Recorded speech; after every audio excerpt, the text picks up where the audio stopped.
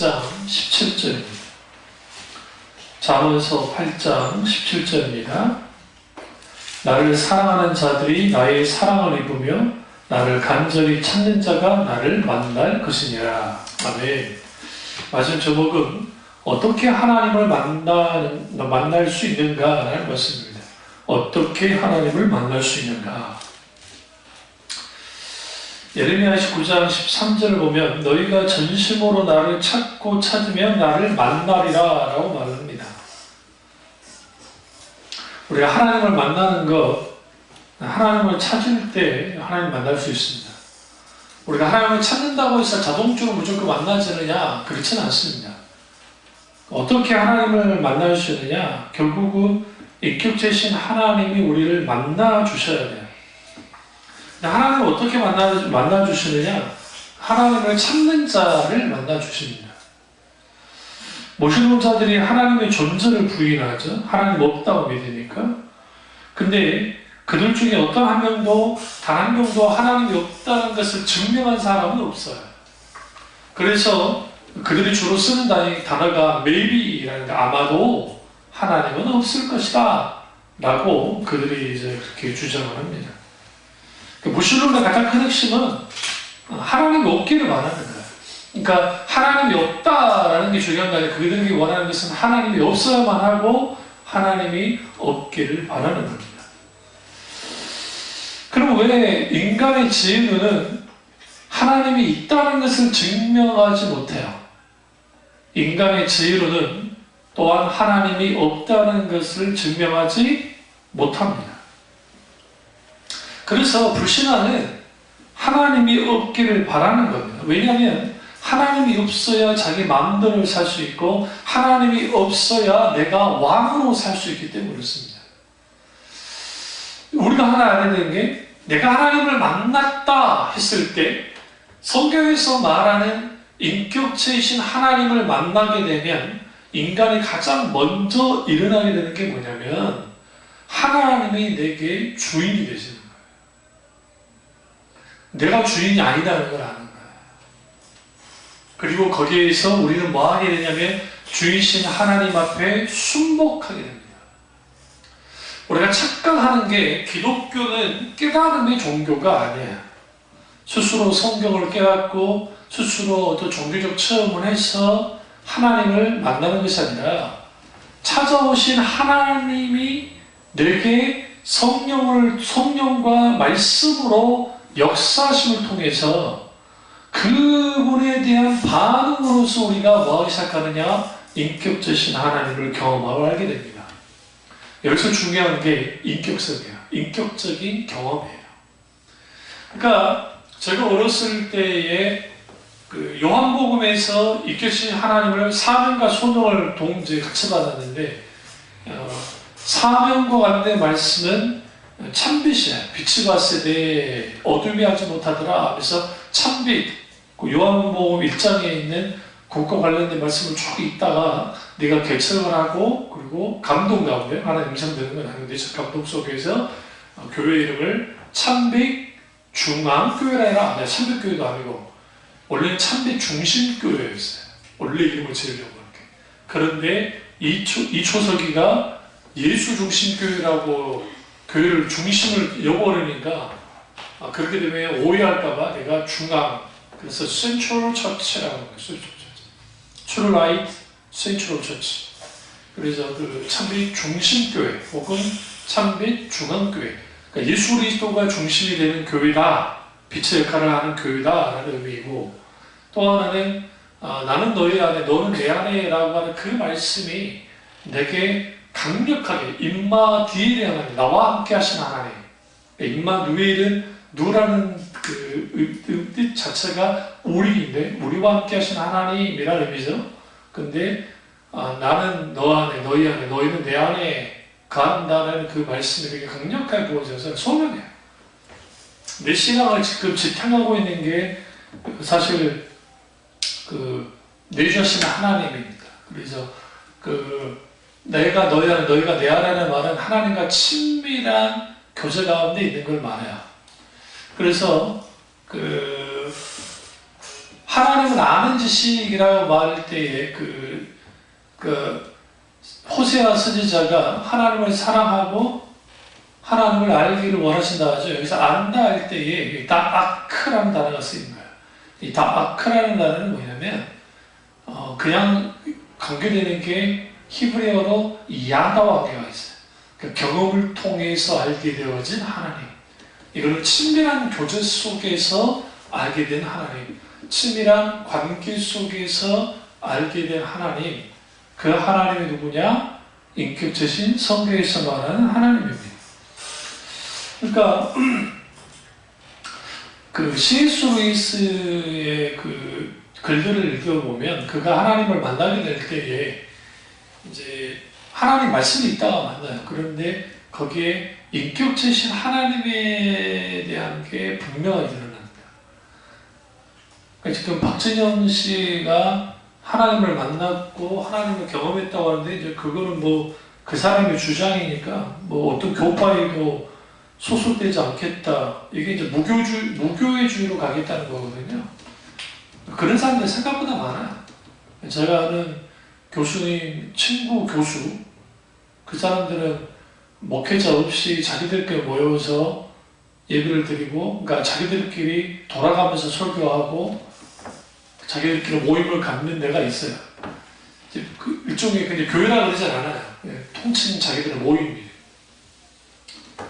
근데 이제 그 교수님, 제가 아는 교수님의 말을 이제 보면 아주 뭔가 불완전하고 위험하다는 거예요. 그러니까 자기들의 이 설교가 옳은 건지 아닌 건지도 모르고 또 어떠한 소위 말하는 거기에서 신앙 지도를 받지 않기 때문에 이게 그러니까 좀 혼란스러워요. 자기들이 막 주장을 하는 거예요. 예전에 한번 교수님과 이걸 가지고 논쟁을 한번 한 적이 있는데 이 사람들은 그 구원이 있느냐 없느냐, 교회 밖에 있는 사람들 예수를 믿는다고 하는데, 그러니까 분명한 이거예요. 예수님 믿고 중생이 체험을 했다면 구원이 있죠. 문제는 뭐냐면 정말 그 사람이 구원받았는지 안 받았는지를 몰라요. 왜 예수님이 교회라는 하나의 제도를 놔두고 가셨을까요? 결국은 교회는 세상상 늘어보기에 문제도 많고 싸우고 막 하지만 불완전해 보이지만 교회는 두 개의 의미를 갖고 있습니다. 하나는 이걸 이제 루터나 칼빈이 말하는 건데 무형의 교회가 있고 또 하나는 유형의 교회가 있어요. 무형의 교회는 뭐냐면 예수 그리스도께서 핏값으로 사신 교회 그 자체, 이걸 카톨릭 처치라고 해요. 지금의 카톨릭 말고요. 이걸 보편적인 교회라는 표현을 씁니다. 유니버스적인 교회, 우주적인 교회. 이걸 무형의 교회라고 해요. 보이지 않는 교회. 그게 누구냐? 예수님이 세워놓으셨어요. 그리고 유형의 교회는 요즘으로 말하면 지역 교회를 뜻합니다. 지역에 세워진 교회. 그러니까 차기 중앙 교회는 지역 교회에 속해 있어요. 상도동이라고 하는. 그러나 거기에 무형의 교회로서의 그러니까 보편적인 교회가 있는 거예요. 그래서 각 교인들이 각 섬기는 교회가 다를지라도 결국은 무형의 교회로 상교회를 섬기는 거예요. 예수 그리스도를 머리로 두는. 그러면 교회를 다니지 않겠다, 교회에 소속되지 않겠다, 교파에 얽매이지 않겠다, 그럼 자기가 뭘 만들어내겠다는 거죠. 아주 위험한 말씀입니다. 이게 이제 지방교회라고 워치만니 위트리스리 그런 책을 읽었는지 모르겠는데 있는 사람들이나 과거 감리교회 김교신이라고 하는 일제치하의 감리교 목사님이 무교주의를 주장했어요. 근데 이제 함석헌 목사님 마찬가지. 그런데 그때의 무교주의는 일본 교회, 그러니까 핍박하는 일본 앞자리가 되는 교회를 거부한다는 의미로서 무교회, 교회를 부정했지, 지금의 말하는 그 무교회주의는 아니에요. 근데 의외로 소위 교회를 소속하지 못하는 사람들 중에 그러니까 이렇게 무교회주의에 빠져있는 사람들 생각보다 많아요. 그러니까 떠돌다가 이제 더 이상 떠돌 만한 교회가 없는 거예요. 그러니까 교회를 안 다녀버려요. 그 교회 없이 신앙생활 할 수 있다고 생각하는 거예요. 그럼 거기에 보세요. 그 주님이 말씀했던 그 친교, 코이노니아 불가능하죠. 디아코니아 봉사 불가능하죠. 그리고 그 하나님과의 관계 속에서 주의 종의 지도를 받고 거기서 신앙생활의 어떤 그 잘못된 것들을 수정할 수 있는 게 필요한데 자기가 중심이 되어버린단 말이에요. 그럼 정말 그 사람이 하나님을 믿는 사람인가 한번 생각해봐요. 아주 위험한 신앙생활. 용케 신앙생활 잘하면 그건 정말 대단한 사람인데 쉽게 불가능해요. 이렇게 말할 수 있죠. 요즘 세상이 좋아서 인터넷으로 설교 듣고 그 지도 받으면 되는 거 아니에요. 그건 자기 생각이죠. 그러니까 이거예요. 마치 이거와 똑같아요.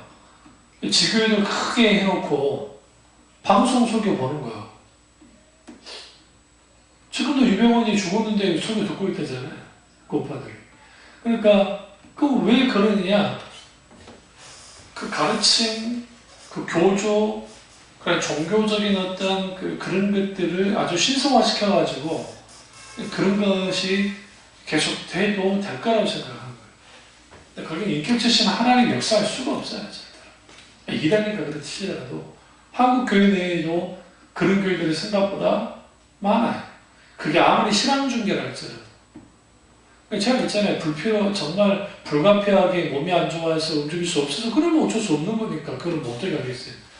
그게 아니고 편하게 집에서 인터넷 보고 소위 하나님을 예배드리겠다고 하는 그 발상 자체가 하나님 앞에 걸어서 나와서 예배를 드리지 못할 정도의 소위 헌신도라고 한다면 그들의 신앙은 어떨 거예요?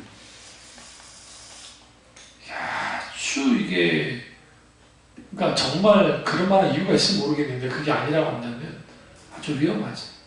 그럼 그들이 하나님을 어떻게 만났을까? 우리가 종교적으로 깨달음이 있잖아요. 종교적인 깨달음이 있고 종교적으로 어떤 그 하나님 경험을 할 수 있어요. 이거는 어떻게 가능하냐면 대표적인 게 이제 지성적인 사람들이 주로 지적으로 충족해지면 그게 되는 거라고 생각해요. 근데 이제 문제는 뭐냐면 내가 말씀으로 하나님을 만났다고 합니다. 만약에 이거는 뭐 박지현 씨를 두고 하는 말은 아니에요. 하나님을 내가 말씀으로 만났고 지성적으로 내가 이제 이걸 인정하게 되고 그리고 내가 이제 믿어졌다는 거예요. 이게 이제 이걸 그 신학적인 용어로 지적 동의라 그래요. 그러니까 이게 믿음에 들어오는 단계 속에서 지적 동의 단계가 있으니까 분명하게 지적 동의를 하는 거예요. 이전에는 하나님을 안 믿었다가 지금 이제 믿는 거예요. 믿게 되는 거예요. 이제. 근데 그 믿게 됐다고 해서 그것이 믿음이냐 하는 거야. 단순히. 그러니까 내가 하나님을 이제 믿어. 이제 믿었잖아. 그러니까 내게 믿음이 확 들어온 거잖아. 어떤 보면 그런 것 같아요. 근데 이제 문제는 뭐냐면 이거예요. 그 믿음이라 일컬어지는 그 지적 동의 속에서 이제는 뭐가 필요하냐면 전환함이 일어나는 거예요. 생각이 바뀌어요. 그러니까 생각이 바뀌고 행동이 바뀌고 의지가 바뀌고 감정이 바뀌는 거예요. 그리고 난 다음에 고백을 하는 고백을 하는 거야. 신앙 고백을 드리는 거야. 하나님한테. 그러니까 간증문이라고 이제 그 친구가 써놨더라고요. 간증문이라고 써놨는데 뭐 이제 그렇게 다 읽어보지는 않았어요. 굳이 뭐 내게 중요한 사람도 아니니까. 근데 이제 그 이런 경험 저런 경험 여러 말씀들을 가져다가 뭐 이제 하는데 구원파가 아니고 또 어떤 목사님의 지도 아래에 들어가서 어떤 교회를 섬긴 다음에 그것만큼 박수 쳐줄 일이 없는데 우구심을 갖게 하는 게 이제 그런 것들 우구심을 갖게 하는 거예요. 우구심. 이 사람이 유명이니까 이제 한참 이제 이렇게 되는 건데 소위 어릴 때부터 예수님을 믿었고 그리고 연예인 크리스찬이라고 일컬어지는 사람들의 말이나 행동이나 그런 것들, 그리고 심지어는 간증하는 것, 심지어는 교회 이제 신앙고백 프로그램에서 이제 나와서 하는 이야기들을 쭉 들여다보면 하나님이 제게 준 이제 이게 은사라면 은사인데 누구보다 분별력이 빨라요. 분석력이. 그러니까 이게 좀 타고난 게 있어요. 왜 그러냐면 좀 비판적인 기질이 있어서 그런지는 모르겠는데 이제 듣다 보면 이메일을 보는 거예요. 그러니까 그 내용만 보는 게 아니라 이메일을. 물론 거기서 실수도 할 수도 있겠죠. 저도 잘못 볼 수도 있고 색안경으로 볼 수도 있고. 근데 이제 그런 것들을 딱 들여다보면 이제 일단은 좀 들여다봐요. 좀 오래 받으면 막 간증부터 시키잖아요. 온라인 교회가. 확 바뀌어진 거죠. 근데 그들의 삶을 들여다보고 그들의 생각과 가치관을 들여다보면 변화되지 않는 사람이 꽤 많죠. 그러면 중생했을 때 완전히 변화되느냐? 그렇지는 않아요. 근데 문제는 그 구원의 과정 속에서 생각이까지 바뀌어져요. 이게 에베소서에서 말한 이게 이제 다음 주 설교 가운데 소비주의와 무리들이, 소비주의 신앙과 무리들이라는 거기서 이제 뒷부분에 제가 이걸 충분히 다뤄드릴 텐데, 이제 그 부분이 분명하게 바뀌어져야 돼요. 한번 에베소서 가보실래요? 말 나온 김에. 에베소서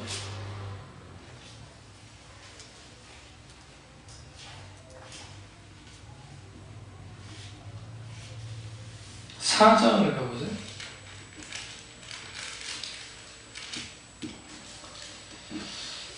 보시면 11절부터 제가 볼게요. 그가 어떤 사람은 사도로, 어떤 사람은 선지자로, 어떤 사람은 복음을 잘하는 자로, 어떤 사람은 목사와 교사라 삼으셨으니 이는 성도를 온전케 하여. 그럼 여기서 보세요.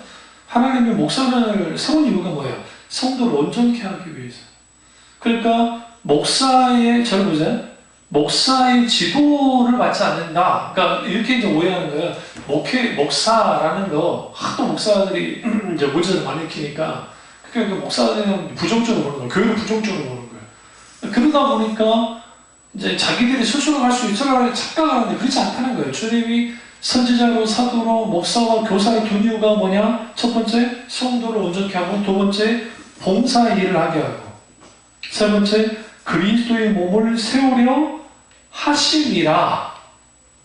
이게 목회의 목표이기도 하지만 신앙의 목표이기도 해요. 어떻게 신앙의 목표가 돼요? 성도인 내가 온전케 되어지는, 여기서 온전케 된다는 것은 유료도덕적으로 완전한 사람을 말하는 게 아니라 이제 그리스도를 닮아가는, 그리스도를 닮는, 그리스도 같이 되어지는 그런 것이 있게 되어지고, 그 다음에 봉사의 일을 하고 그리스도의 몸을 세우게 하는 거예요. 13절 보세요. 우리가 다 하나님의 아들을 믿는 것과 무슨 일에?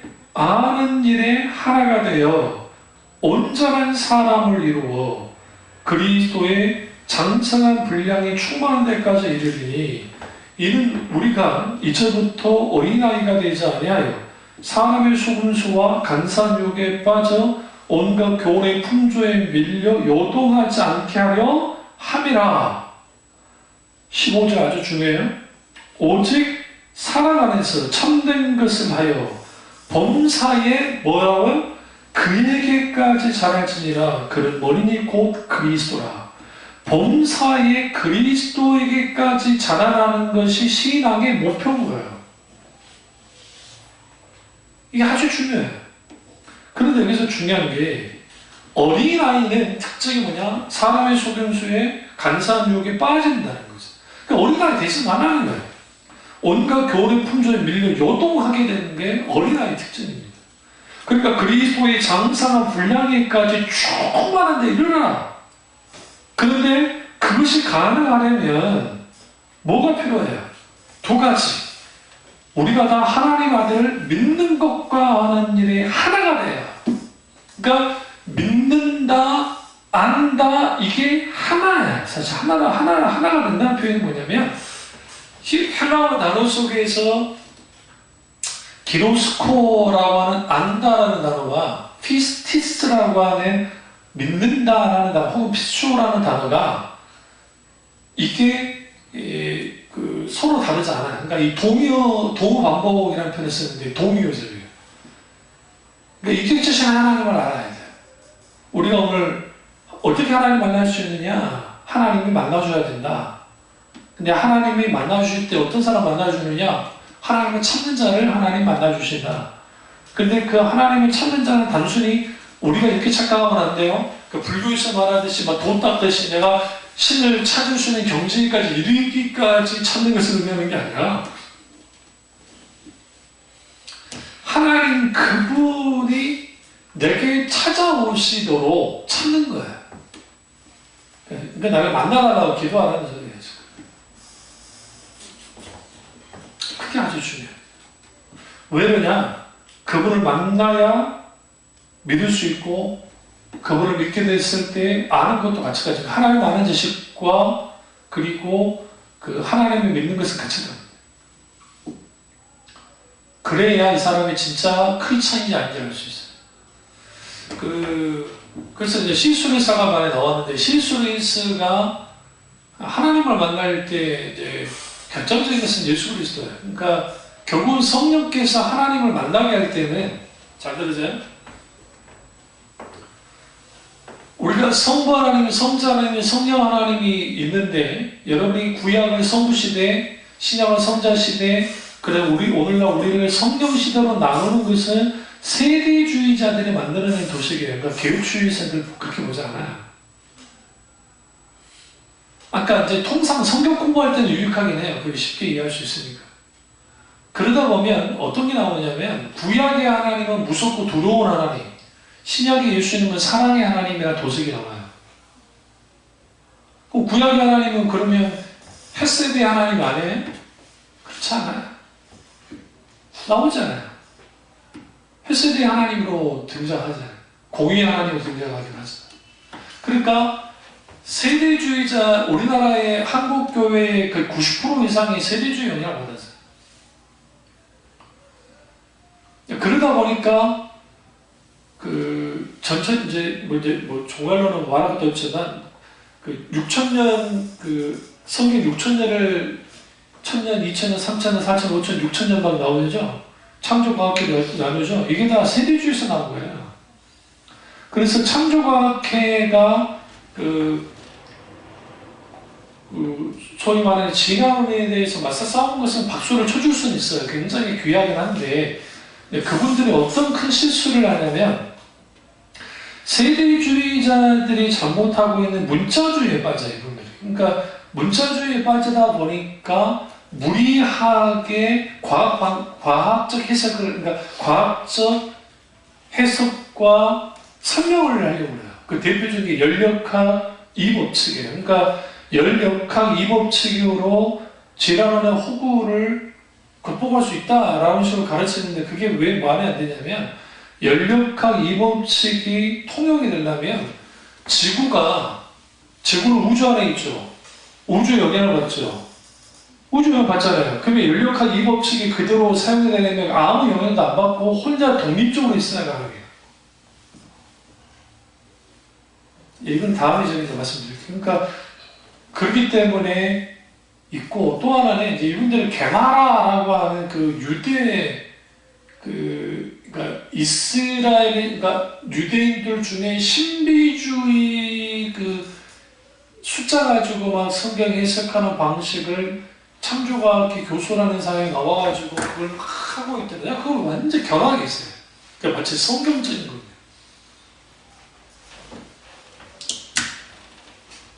물론 저는 창조과학회도 공부를 했었고 그리고 창조과학회 분들 덕을 많이 받고 아주 귀하게 생각합니다.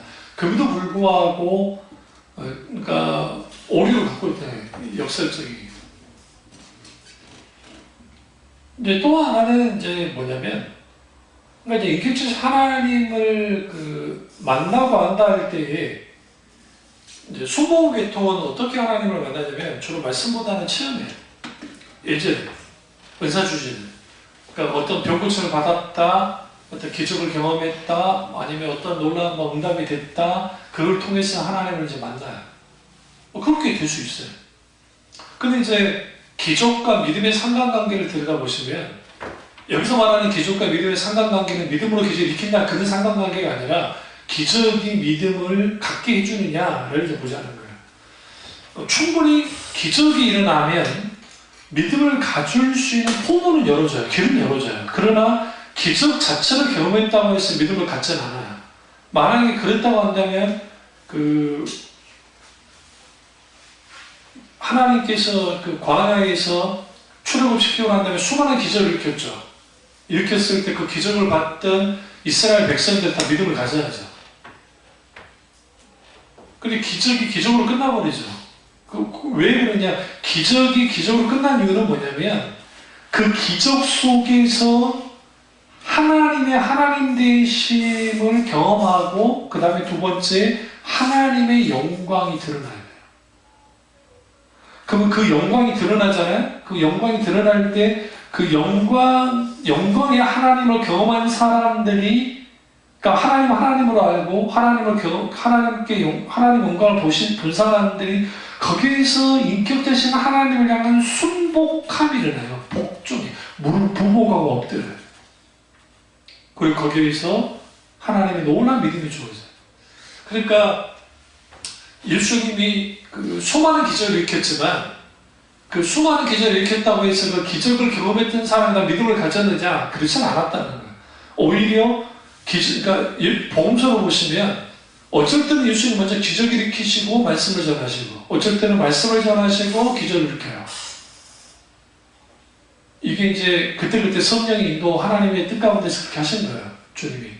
근데 재밌는 것은 뭐냐면 결국은 믿음의 역사가, 믿음을 갖게 됐던 것은 뭐였냐면 기적이 갖게 됐던 게 아니라 사실은 하나님의 말씀이 그들을 그렇게 했고, 그리고 기적은 어떤 용도로서 강력하게 사용되냐면 믿음을 강화시켜줘요.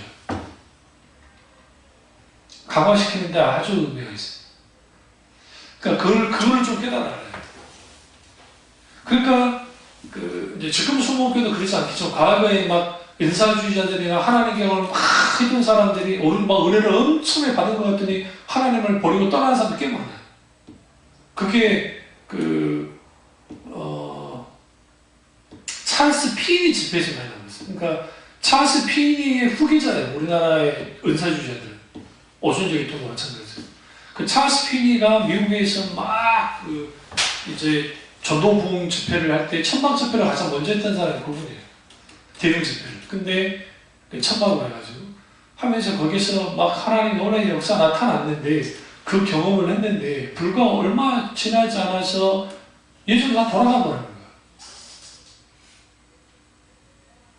그러니까 이제 오순절 계통의 은사주의자들은 찰스 피니를 아주 굉장히 높게, 지금도 높게 평가를 해요. 그러나 교육주의 입장에서는 그분을 아주 대단한 일을 한 것은 사실이지만 굉장히 문제가 있었다고 하는 거예요. 왜 열매가 나타나지 않기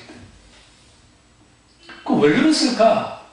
사람들의 감정을 일으켜가지고 신념으로서 소위 말하는 믿음을 갖게 만드는 거예요. 그래서 사람들은 막 기적이 일어나고 막 앞에서 병리자 고침받고 하나님 살아계시는구나, 막 뭔 일이고 하나님 살아계시는구나 하면서 하나님 기대하지 않고 믿었단 말이에요. 뭘 기대하고? 기적을 기대하고 어떤 하나님 놀라운 일들을 기대하고. 그런 어린아이일 때는 그럴 수 있어요.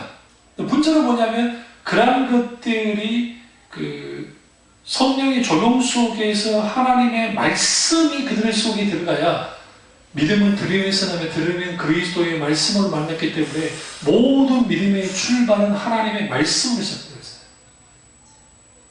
그러니까 하나님을 만나면 내가 도 닦듯이 기도 많이 하고 산 올라가고 뭐하고 해야 하나님을 만나자는 게 아니고, 예전에 그 영화 중에 하나님 막 찾았던 영화 있는데 그 이름을 까먹었는데 80년도 영화인데 80년도 손 고래고래 소리 질러요. 그게 상업영화이라는데 도대체 신은 어디 있냐, 하나님 당신은 뭐 하십니까? 그런 영화가 하나 있어요. 근데 그 영화가 하대로 그 영화처럼 내가 막 산에 올라가고 뭐 올라가서 하나님을 만나야지 하면서 내가 막 부르짖고 계속 하나님을 단순히 찾는다고 해서 하나님 만나지느냐, 내 그 정성과 돛닦듯이 해서 하나님을 만나자는 게 아니고, 하나님 어떻게 만나느냐, 첫 번째로 하나님이 찾아오셔야 만날 수 있어요. 그러니까 우리 쪽에서 인간편에서 종교적 열정과 노력으로 하나님을 만날 수 있는 게 아니에요. 우리가 할 것은 뭐냐면 하나님 만나기를 사모하고 찾아오신 하나님을 기다려야 돼요. 이게 아주 중요해요.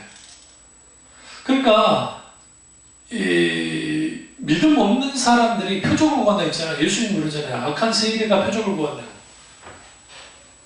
이 세메이온이라는 단어가 헬라어냐 표적이라는 뜻인데, 그 표적의 의미가, 기적과 표적의 의미를 굳이 구분해주면, 기적은 일어난 현상에 많이 치중되어 있어요. 그러니까 일어난 현상. 근데 표적은 그 요한복음에 7개의 표적이 일어나요. 그런데 거기에서 일어나는 기적들은, 혹은 표적은 철저하게 하나님의 뜻이 담겨 있어요.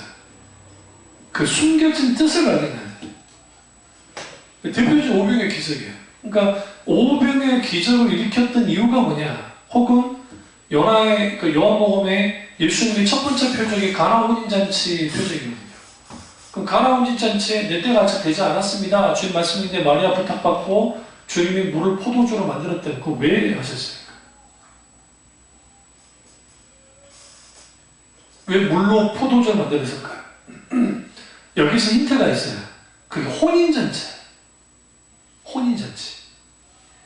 예수님이 이 땅에 오셔서 하나님의 나라가 임했죠. 회개하는 천국이 가까운데, 그러면서 예수님 비유 가운데 자주 나타나는 게 뭐였어요? 하나님 나라를 혼인잔치로 비유를 많이 했다. 혼인잔치. 그러니까 그 혼인잔치가 실패하면 안 되는 거예요. 물론 그건 하나님 나라와 관계는 없지만 이게 이제 행동의 언어로서 기적을 베푸시는 거예요. 그래서 예수님이 함께하는 혼인잔치는 뭐 하지 않는다? 잘못될 수 없다. 패할 수 없다. 결국 예수님이 물로 포도주를 만들어서 그 혼인잔치가 어떻게 하도록 왕성하게 잘 끝날 수 있도록, 성장이 끝날 수 있도록 해주셨다는 거예요. 그게 하나님 나라와 관계가 있어요. 그러니까 예수님의 표적 가운데는 하나님 나라의 복음의 의미들이 많이 담겨져 있어요. 이 비유로 말할 것도 없고, 그것을 읽어내야 돼요. 그러니까 혼자 막 성경 막 읽고, 지금 제가 이 설교하고 있는 거 있죠, 이거. 그럼 제가 혼자 스스로 깨달아서 알았을까요? 신학 교육을 받았으니까 하는 거예요. 물론 이제 제가 읽었던 글들도, 책도 있고 있으니까 있는데, 아주 뛰어난 교수님들이 있었어요. 저는 그분들 강의할 때는 그걸 120% 초집중하면서 관계된 책도 많이 읽고 했었기 때문에, 그리고 연구한 것도 있고. 그러니까 그런 것들이 지도를 받은 거죠. 똑같이 지도를 받았던 거죠. 예배초서 4장에서 지도를 받는 거. 그러니까 목회자가 얼마나 중요한지 알겠죠. 그러면 왜 목회자의 지도를 받지 않을까? 이렇게 볼 수 있어요. 그 사람이 교만하니까 안 받으려고 할 수도 있어요. 또 하나는 교회에 대한 아주 비판적이고 목회자에 대한 색안경을 꼈기 때문에. 아주 어리석은 거예요. 이단들이 어떻게 나온지 아세요? 기존 교회의 지도를 받다가 뛰잖아요. 박대선이가 그랬고. 문선명이나 어차피 그쪽 계통에 잘못된 영향을 받아서 나온 거니까, 이단들. 그 권신창이나 그 뿌리를 쭉 가보면 결국은 위쪽에 초막절, 그 집단적으로 막 죽어 있어야 그 이단들 뿌리가 있고. 그 영적 분별력이 없으니까 사람들이 그런 데에 쭉 빠져버려요. 그러니까 이런 그 예리한 신학이라고 하는 분별력을 갖지 못하면, 하나님 경험에서, 이런 경험에서, 그런데 하나님 경험을 했는지는 모르겠는데, 정작 입경처신 하나님에 대한 부분이 얼마나 있는가 봐야 되고, 또 하나는 예수 그리스도예요. 그러니까 모든 하나님의 사람들, 인류 역사상 모든 사람들이 구원받을 때에 결국 인격적 예수를 만납니다. 왜냐하면 나로 말미암지 않고서는 아버지께로 나올 자가 없느니라. 성령이 하신 일은 다른 보혜사로서 예수 그리스도를 드러내요. 그러니까 진짜 성령의 역사가 아니다는 어떻게 분별할 수 있냐면 그 성령의 역사 가운데 예수 그리스도가 충분히 드러나고 충만히 드러나면 성령이 하시는 거예요. 그런데 그 집회 가운데 성령의 역사라고 하지만 그 현상을 막 드러내고 그 다음에 그 소위 그 역사를 일으킨다고 하는 그 지도자라는 사람, 그 소위 은사주의자라고 하면 그 사람에는 높아지잖아요. 그런 건 다 가짜예요. 설사 거기에 성령의 역사가 나타난다 할지라도 실제로 그거는 부작용이 말할 수 없을 만큼 많다는 거예요. 철저히 예수 그리스도를 드러내요. 그래서 사도 바울이나 베드로나 사도행전을 보시면 표적과 이적과 기사가 일어날 때에 거기에 꼭 드러나는 게 뭐예요? 예수 그리스도예요. 예수 그리스도 그분의 이름이 드러나고 예수 그리스도의 십자가 보험이 드러난다는 거예요. 그게 정상이에요. 그렇게 하나님을 만나는 거예요. 누구를 통해서? 성령님을 통해서 인격적 예수들을 만나는데 중요한 것은 성령님이 놀라운 역사 속에서 우리를 찾아오실 때 그 하나님을 만날 수 있다. 내 종교적인 노력과 열정으로 만나지는 게 아니다. 우리가 할 것은 사모하고 만남을 사모하고 기다려야 된다. 기다릴 때 거기로부터 이제 때가 되어지면 주님이 놀랍게 만나주시는 거죠. 두 번째는 우리가 하나님을 만나는 유일한 방법은 예수 그리스도를 통해서요. 왜 그럴까요?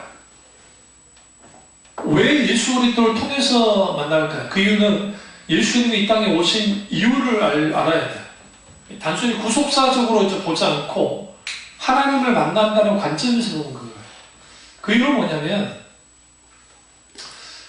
구약에 딱 보면 구약에도 성자 하나님 계시고 성령 하나님, 삼위일체 하나님 드러나는데 문제는 뭐였냐면 하나님이 보이지 않는 거예요. 보이지 않는 하나님. 보이지 않으니까 이제 하나님을 믿는다는 것이 쉽지가 않아요.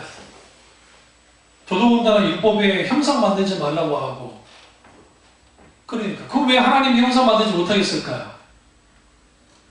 이 세상에 있는 거 누가 창조했어요? 하나님 창조했죠. 그러니까 하나님을 있는 그대로 표현할 수 있으면 하나님 허용했을지도 몰라요. 그런데 하나님 표현할 수가 없어요. 그분이 영이시기 때문에 그러기도 하지만 인간의 어떤 능력과 지혜로 하나님을 표현할 수가 없어요. 심지어 그 언어로 지식으로 해도 표현할 수가 없어요. 그런 하나님이에요. 그러면 결국은 하나님의 인간이 되신 목적이 뭐냐면 예수 그리스도 그분이 계시 자체예요. 그럼 제가 설교할 때 이게 구속사로 보지 않는 거죠. 구속사를 일단 놔두고 하나님과 만남의 관점에서 보자는 거예요. 그러면 예수 그리스도가 계시 자체, 그러니까 성경은 특별 계시가 두 가지가 있는데 하나는 성경이 특별 계시, 특별한 계시고 또 하나는 예수 그리스도 그분 자신이 특별한 계시예요. 계시의 뜻이 뭐라 했어요? 레벨레이션이라는 뜻이 뭐라 했어요? 베일을 벗겨내다라고 했죠. 그럼 성경이 계시예요. 하나님의 계시가 베일을 벗듯이 벗겨냈어요. 다 보라는 거예요. 그런데 성경과 동시에 예수 그리스도 거기 말씀 자체신데 이게 이제 요한복음 1장에서 이제 요한복음이 그리스도 중요한 거예요. 요한복음 1장 가보시죠. 예수님을 통해서만 하나님을 만날 수 있다는 것을 불교했어요. 태초의 말씀에 계시니라. 이 말씀이 하나님과 함께 계셨으니 이 말씀은 곧 하나님이십니다. 여기에서 태초의 말씀이 하나님과 함께 계셨다 할 때 그 앞에 하나님은 성부 하나님이고 이 말씀이 곧 하나님이라 할 때는 성자 하나님이라고 제가 분명히 말씀드렸어요. 그가 태초에 하나님과 함께 여기서 그건 누구예요? 성자 하나님이에요. 2절에 성자 하나님이 태초에 하나님과 함께 계셨어요. 만물이 누구로 창조됐어요? 성자 하나님으로 말미암아 지은 바 되었어요. 지은 것이 하나도 그분이 없이는 된 것이 없습니다. 여기서 말씀이 할 때 이 말씀이 뭐냐면 로고스예요. 로고스. 헬라어로 로고스 있어요. 그러니까 로고스는 인격화된 말씀이에요. 그러니까 이제 이게 헬라 철학에서 로고스는 좀 달라요. 그런데 사도 요한이 그 당시 헬라 철학에 있는 로고스론을 가져다 썼는데 헬라 철학에 관한 로고스가 아니라 이제 이걸 설명을 이제 예수 그리스도 그분이 하나님이신 것을 잘 설명해 줘야 되니까 이걸 로고스를 사용한 거야. 그런데 이걸 뭐라고 말하냐면 인격화된 말씀인데 그 말씀이 육신이 되는 거야. 그러니까 사람으로 몸으로 오신 말씀이 되어지는 거야. 이게 성육신이야. 이걸 도성인신 한자로는 말씀이 육신이 됐다. 이걸 영어로는 incarnation, 성육신 됐다. 그럼 왜 그러셨느냐? 14절을 보세요. 말씀이 육신이 되어 우리 가운데 가시며, 이게 이제 성육신이에요. 우리가 그 영광을 보니 아버지의 독생자의 영광이요 의와 진리가 충만하더라. 그러니까 이 영광, 이 은혜와 진리가 충만하더라 할 때 이 독생자의 영광 할 때 영광이 뭐와 관계된 단어냐면 그 학계 서리자가 제2성전을 지을 때 하나님의 영광이 성전에 임할 거라는 말을 이제 예언을 해요. 그런데 그 영광이 임하지 않아요. 보시면 임하지 않아요. 그런데 성전 자체 되신 예수 그리스도가 이 땅에 오시고 난 다음에 독생자 영광할 때 이걸 이제 쇠케나의 영광이라는 표현을 쓰는데 그 하나님의 영광이 임해 예수 그리스도를 통해서. 그러면 왜 예수 이름을 통해서만 하나님을 만날 수 있느냐? 그 이유는 뭐냐면 통로를 예수 그리스도 자체가 계시가 되셔서 하나님 그분을 이제는 완전히 알게 하는 거예요. 그러니까 하나님을 안다고 할 때 아는 특별한 기술이 필요한 것도 아니고 특별한 체험이 필요한 게 아니라 하나님의 말씀, 예수 그리스도 그분 자체를 통해서 하나님을 드러냈어요. 뭐 하려고? 하나님을 알도록 하려고. 완전히. 그럼 왜 하나님을 완전히 알도록 하는 거예요? 예수 그리스도를 통해서. 왜? 더 이상 인간이 내가 하나님을 몰랐어요 라고는 변명할 수 없도록 만든 거예요. 더 이상. 그러니까 세상 신들은 자기들이 신을 알아가기 위한 노력을 통해서 신을 알아가야 돼요. 그게 부처님이든 뭐 어떤 신. 근데 기독교에서 말하는 하나님은 이미 계시로서 말씀에 다 계시됐고 예수 그리스도 그분이 이제 말씀 자체로서 이 땅에 오셔버렸다. 특별한 계시를 계시자로 있어요. 그러니까 그분 자신이 계셔야 되는 거예요. 그러니까 베일이 벗겨졌어요. 하나님의 베일이 벗겨진 거예요. 그러면 예수님이 그러면 어떻게 하나님을 알게 되느냐? 예수님의 성품과 예수님의 사역을 통해서 하나님이 누구시다는 걸 알게 되는 거예요. 그러니까 육신의 몸을 입고 온 것은 이제 구속사적인 측면에서 인간을 구원하기 위해서 오신 거고 인간의 몸을 입고 그런데 그분이 육신의 몸을 입고 오셨고 단번에 제사를 죽으려고 오셨지만 동시적으로 예수님이 하나님이신 것과 그리고 하나님이 이제는 누구신지를 분명하게 예수 그리스도를 통해서 드러내보는 거예요. 그분의 하신 일, 그분의 죄 없으신 그분의 성품, 그분이 했던 모든 것들이 하나님을 드러내요. 그걸 통해서 우리는 하나님을 알 수가 있어요. 그래서 예수님이 누구신가 할 때 예수님을 알지 않고서는 절대로 하나님을 알 수가 없어요. 그러니까 당연히 현재도 구약에만 매여있는 유대인들, 그러니까 그딴 유대인들이 아무리 그들이 성경을 파고해도 계시되어진 예수 그리스도, 말씀 자체신 예수 그리스도, 하나님 그분 자체된 예수 그리스도를 알지 못하면, 보지 못하면, 경험하지 못하면 뭐 하게 돼요? 알 길이 없어요. 그러면 예수님은 우리로부터 2000년 전에 오셨잖아요. 그러니까 우리랑 역사 기록 우리 직접적으로 팔레스타인 땅에 있지 않아요. 그럼 우리는 어떻게 예수님을 경험하느냐? 그렇기 때문에 예수님이 성령을 보내신 거예요. 그러니까 다른 보혜사를 보낸다 할 때, 여기 다른은 질적으로 다른 것을 말하지 않아요. 그러니까 무슨 말이냐면 포도가, 그러니까 예를 딸기가 있어요. 딸기가 있으면 이게 큰 딸기 종이 있고 작은 딸기 종이 있죠. 근데 딸기는 같은 딸기죠. 같은 딸기인데 다른 모양으로 나타났다는 거예요. 무슨 말이죠? 다르다는 게 완전히 다른 보이사를 보냈다는 게 아니라 같은데 같은 종에서 이제 다른 모양으로 나타났다는 거예요. 그런데 성령이 하신 일이 뭐예요? 의에 대하여, 심판에 대하여, 죄에 대하여 뭐하죠? 책망하시는 사역을 하시죠. 그런데 보이사 성령이 하시는 모든 일은 예수 그리스도를 드러내고 증거하고 십자가의 복음을 드러내는 일들이에요. 그러니까 성령으로 왜 중생이 체험하느냐? 성령께서 하나님의 말씀을 구약의 시절과 상관없이 성령께서 예수 그리스도를 경험하도록 만드는 말이에요. 인격적 예수 그리스도를. 그러니까 예수 그리스도를 만나지 않고서는 뭐 할 수 없어요? 구원받을 길이 없어요.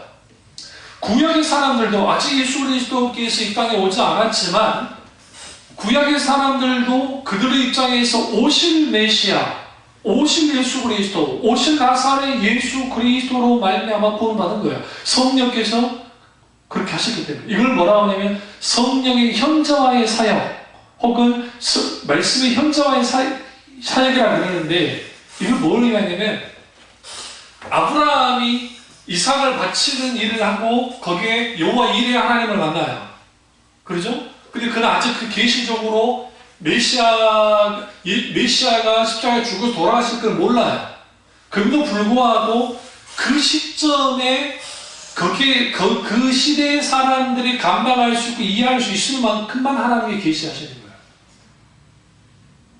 그게 이미 예수 그리스도를 통해서 구원한다는 것이 이미 그때 계시된 거예요. 그때는 아직은 이제 이해하지 못했을 뿐이지. 그러니까 구약의 사람들도 결국 성령님을 통해서 그들의 입장에서 미래죠. 미래에 있을 예수 그리스도의 십자가의 죽음으로 말미암아 구원받을 것을 분명하게 뭐하느냐? 계시하시는 거예요. 현재와의 사역을 경험하게 하고 예수님 당신은 당연히 그 현장에 있는 사람들이니까 그 예수님과 함께하는 놀라운 역사가 있었고 그 다음에 성령과 주님이 승천하시고 이제 그 승천하시고 오늘날 뭐예요? 우리처럼 수천 년 역사 개입이 있는 사람들도 성령께서 우리 가운데 역사하심을 통해서 인격적이신 하나님을 마치 타임머신을 타고 2000년을 돌아간 것 같은 놀라운 역사를 하세요. 실제로 돌아간다는 게 아니라. 그러면서 2000년 전에 예수 그리스도 그 십자가에 죽으신 그 사건이 지금 나의 지금 사건이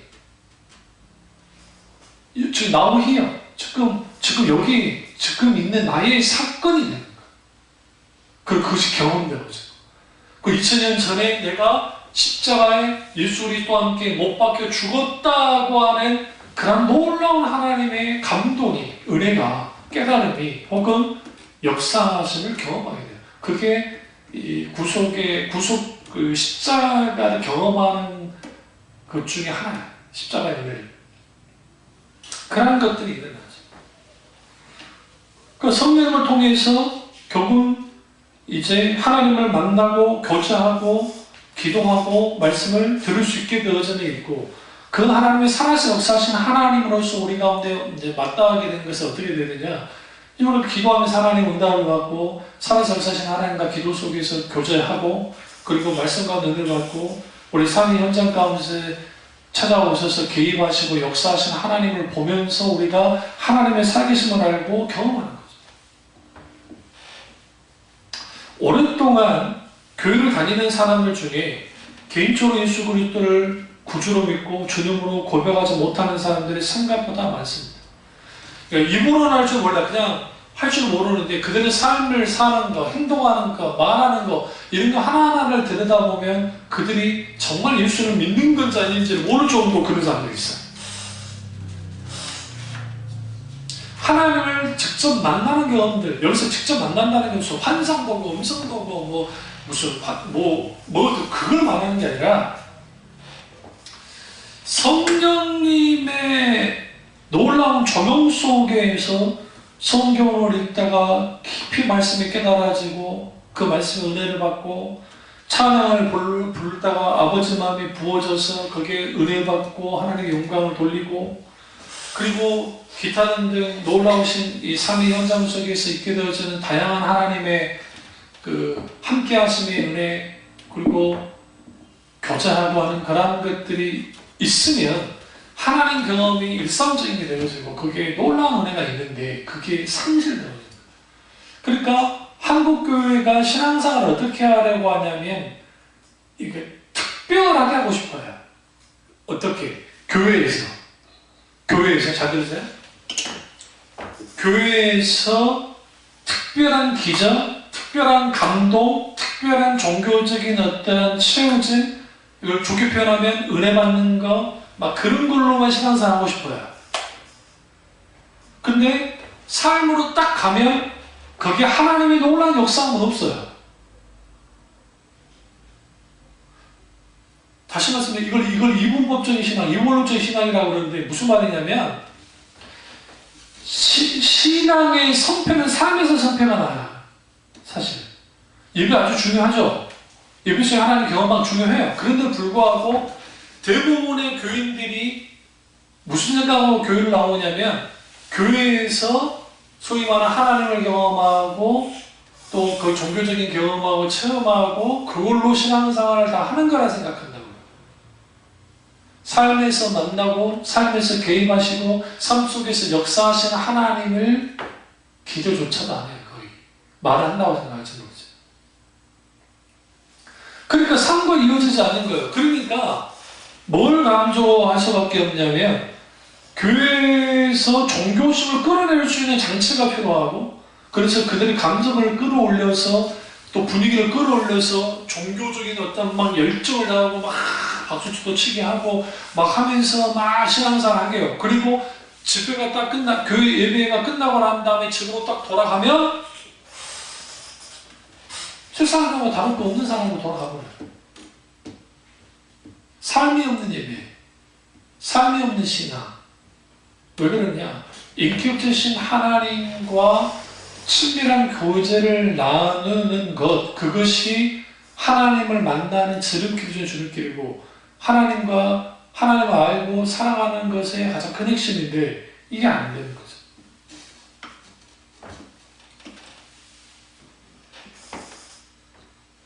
그래서 과거에는 그나마 종교적인 분위기가 컸고 또 과거에는 그나마 하나님의 부흥이 놀랍게 은혜가 있었기 때문에 그 교회에 오면 하나님 놀라운 은혜를 경험한 그런 일들이 많이 일어났었죠. 회심도 많이 일어났었고. 그러나 오늘날에는 이제 그런 일들이 거의 사라지기 시작합니다. 그러니까 그것을 대체하기 위해서 나온 게 종교 소비주의예요. 그러니까 종교 소비주의는 결국은 사람의 감성에 우선해요. 모든 것을. 이번에 탁현민 씨가 만들어낸 그 김정은이하고 문재인 대통령이 마지막 그 화면 보고 막 사람들이 막 감동하죠? 그 감성 코드가 아주 뛰어나잖아요, 그 사람이. 그 사람이 그런 걸 다 만들어낸 거야. 그러니까, 그리고 뭉클할 수밖에 없어요.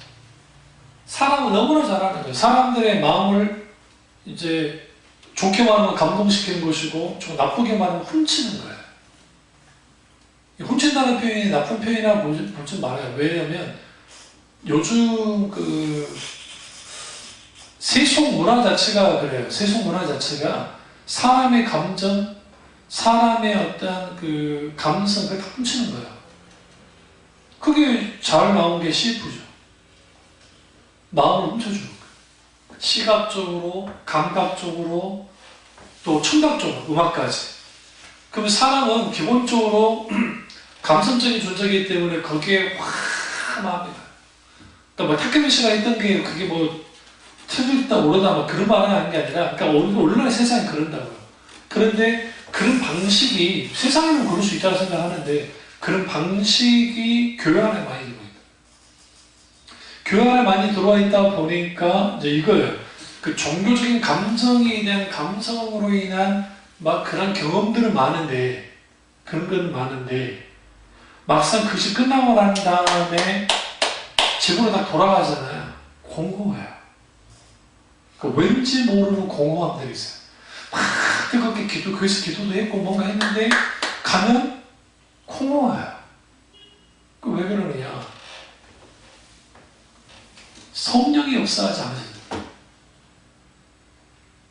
성령께서 우리에게 역사하시면 그 공허함이 없어요. 오히려 감사와 기쁨이 없어요.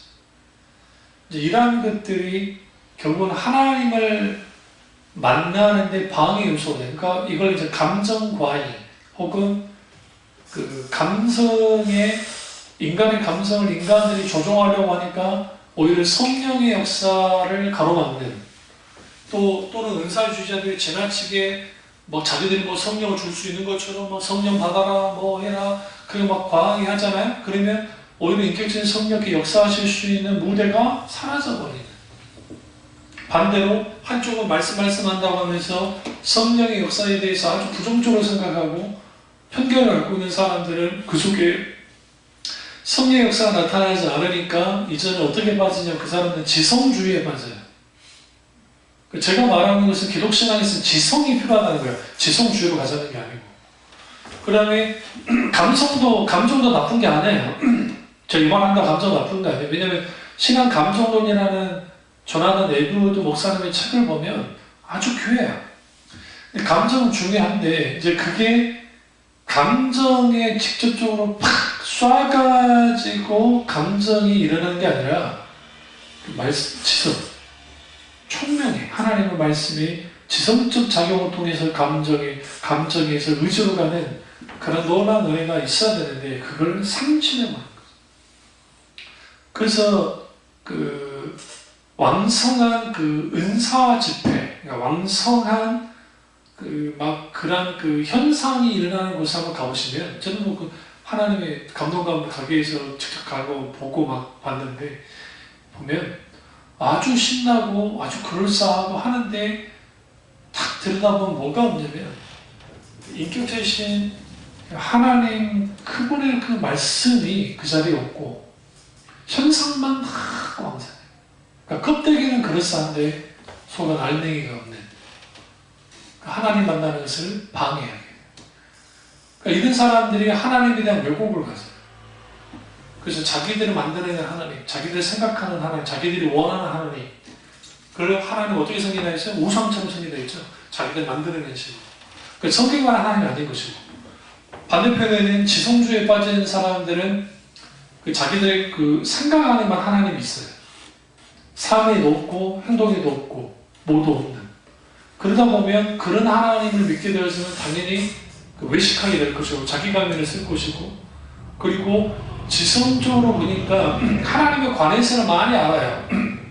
누구보다도 교류도 잘 알고 정작 뭐는 없어요? 성경에서 말하는 인격체 하나님을 알지 못하는 그런 또 병폐를 갖게 되어 있습니다. 이 두 양극단을 경계해야 돼요. 그래야 하나님을 알 수가 있습니다. 기도하겠습니다. 기도하실 때 오늘